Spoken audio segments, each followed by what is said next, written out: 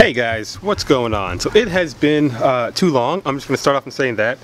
I know it's been too long. Anyway, today I'm going to do the Swaybar Endlinks. I'm going to show you guys how to do that. They're pretty much the same on all the cars. They look a little bit different. Maybe on your ultra high-end or ultra sports cars might be a little bit different, but most cars, they're pretty much the same, look the same, they act the same. So I'm going to go ahead and run through that. It's really hot and humid, so that's why I'm sweating a lot. Anyway, let's get right to it.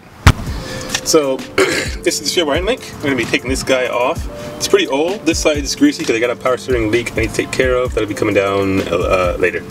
Anyway, so let's go ahead and get this guy off. Also, if you look inside on the bottom bolts of all these bolts of the Swaybar Endlinks, there's usually an Allen key you can fit inside, and you can hold the bolt still and then turn it with a wrench. A gear wrench works best, of course.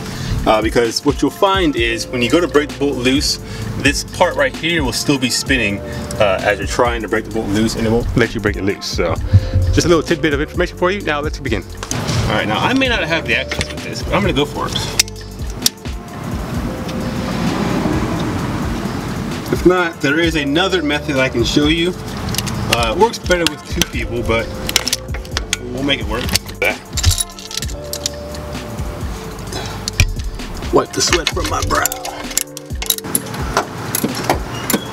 Okay, old one is off, so let's take a minute to get out of the sun.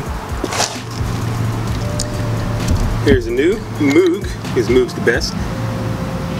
Immediately, it's way beefier. It comes with these hexes, so you can grab it with some pliers or a wrench, so you can turn that nut, this bolt spinning on you. That'll be coming handy. They can better see the hole for the Allen key, but it's really a pain in the ass to use that. But yeah, immediately way beefier, so this should do us well. You can see just how dirty and greasy it is, so let's go ahead and install this bad boy. So, I don't know how much of that you can see, but I'm going to probably need to use a pry bar to get the sway bar up out of the way, and then I can get that installed. Well, let's just say in a kind of convenient, kind of inconvenient location. So we need this to come up.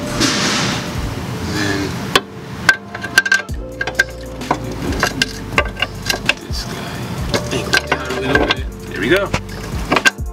Bada bing, bada boom, we're in business. Take care of these end links for now, and then we'll do the bushings later. But they already come greased, so I'm gonna go ahead and tighten that down. Alright, so just another tip. When you're tightening it, you're gonna want to relieve the Swaybar tension, because it is gonna make it a pain to tighten.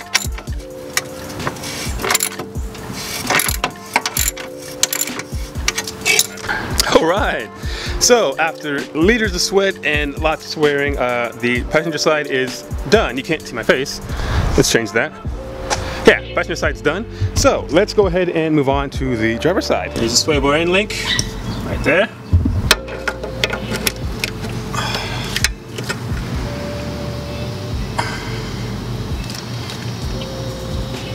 Ah, jeez.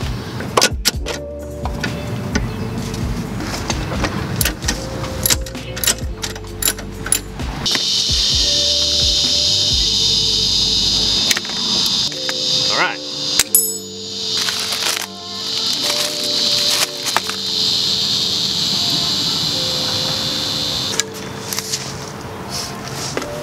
You kind of see it right there, though.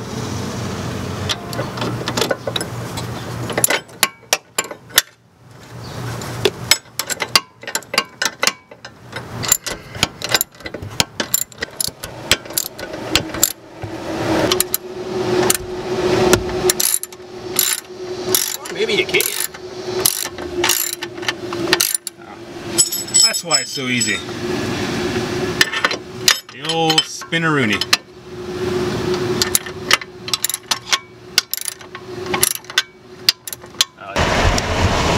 Okay, so this side is done. We have the Swaybar Endlinks Moog are completely installed.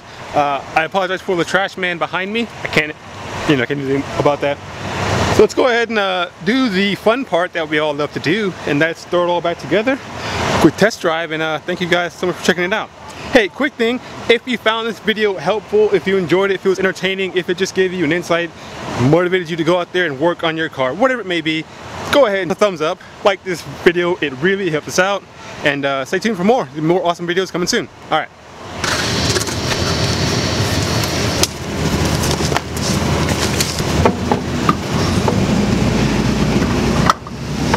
Alright guys, that's going to wrap it up for this video. Thank you again so much for checking it out. We do appreciate it, just like always. A little bit shorter. It was a quick install, quick and sweaty. Anyway, my memory card ended up getting full. That's why I didn't properly close out the video at the end like usual. Test drive went well. The car feels a lot tighter. It doesn't have as much body roll, doesn't sway as much. And the suspension itself just feels a lot more composed. So definitely recommend doing your Swaybar Endlinks if you haven't done them yet. If you got a high mileage car, anything over 85,000 miles, it's definitely something you want to look into doing. So thanks again. Remember to go out there and do something awesome. Drop us a like if you found this video, if you like this video, and subscribe if you haven't already. Yeah, have a good day.